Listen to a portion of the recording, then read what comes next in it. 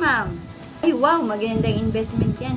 Sige ma'am, pag-usapan natin later. I will call you back. Thank you. Paano magpaikot ng pera sa negosyo?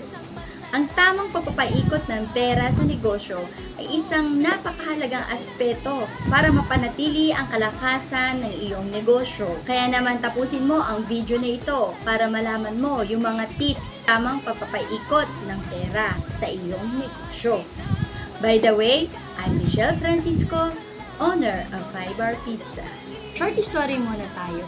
Huwag masyadong maluwag pagdating sa pera kasi ang pera hindi na madaling kitain. Talaga naman pinaghihirapan natin.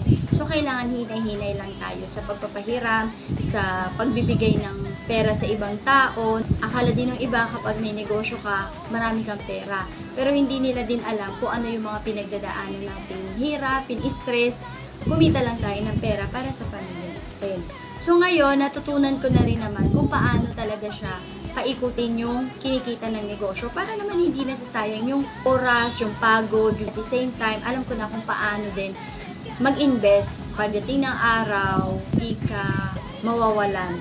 Pagdating ng araw, may maipapamana ka pa sa iyong mga. Kaya naman isi-share ko sa iyo kung paano ba yung tamang pagpapaikot ng pera sa iyong negosyo. Tip number 1, cash flow management. Tandaan po natin, lagi nating babantayan yung ating cash flow. So, siguraduhin natin na may sapat kang pondo para sa operasyon, bayarin sa mga suppliers, iba pang mga gastusin, sa mga overhead expenses. Pangalawang tip, pag-iwas sa pagkakautang. Hanggat maaari, iwasan muna natin ang mangutang, lalo na sa mga may patubuan.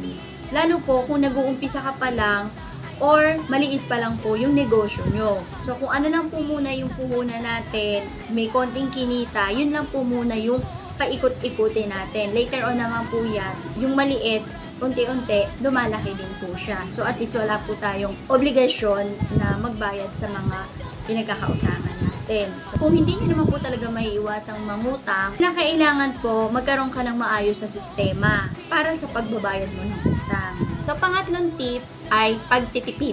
Ayan, yung iba sa atin dyan, medyo guilty pagdating sa pagtitipid. Kasi yung iba, once na kumita yung negosyo nila, sasabihin nila, deserve kong kumain dito sa masarap na restaurant, deserve kong mag-shopping, deserve kong bumili ng mga gusto kong bilhin. Kapag nag-uumpisa ka pa lang, or maliit pa nga lang yung negosyo mo, magtipid po muna tayo. Hindi natin kinakailangan na gumastos ng gumastos, lalo na't walang kinalaman sa negosyo. Pasan po muna natin yung luho at mag-focus po muna tayo sa mga bagay na makakatulong sa negosyo natin. Kumbaga po, kapag kumita tayo, wag po muna nating ilaan sa ibang bagay. Bagkus, ibalik po muna natin sa negosyo natin. Palakihin po muna natin yung kinikita natin sa negosyo para kung sakali pong mag-e-expand tayo ng negosyo, meron tayong malaking kapital. So, that's tip number 3. Tip number 4, pagpapalago ng puhunan. So, pagpapalago ng puhunan. So, wag po nating hayaan na yung pera natin ay natutulog lang. So, ano po ibig sabihin? So, syempre, lahat naman tayo, dapat may savings din tayo, di ba? Syempre, kailangan din natin na may emergency fund tayo. So, kailangan din naman natin ng konting savings. Pero, kung malaki na yung savings natin, huwag patulugin yung pera sa bangko, paikutin natin. Inflation kasi tayo. So, magugulat ka na lang kahit na may 1 million ka sa bangko, dahil nga tinago mo lang siya doon, magugulat ka na lang yung 1 million mo, maliit na yung value nun after how many years. Kung i-invest natin yung pera natin, mas lalago siya, mas lalaki yung negosyo mo, mas makakapag-invest ka, mas marami kang mapupundar para sa sarili mo at para sa pamilya mo.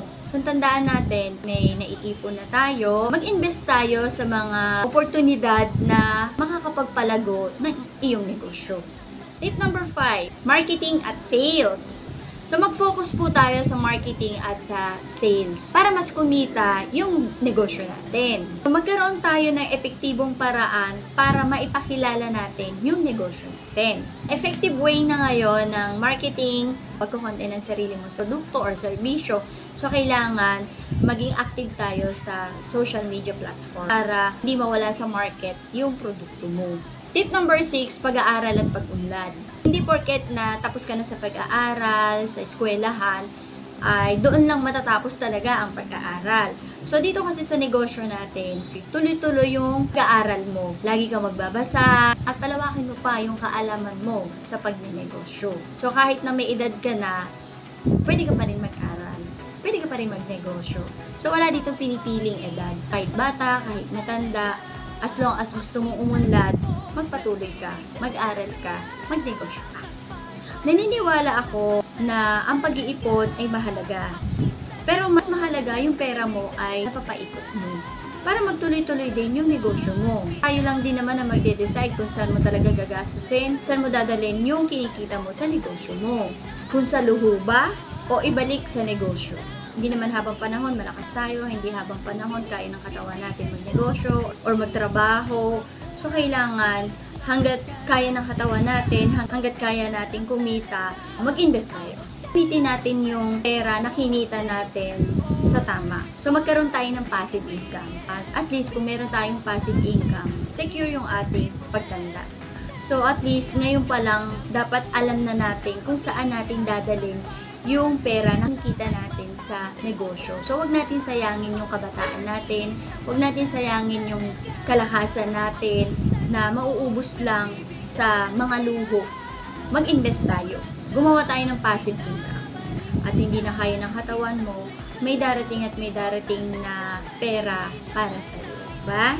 So, alam ko may natutunan ka sa video natin ngayon. Kaya naman, paki-like and share ang page ng 5R Pizza. Sa muli, trabahong malupit at hindi magipit. God bless!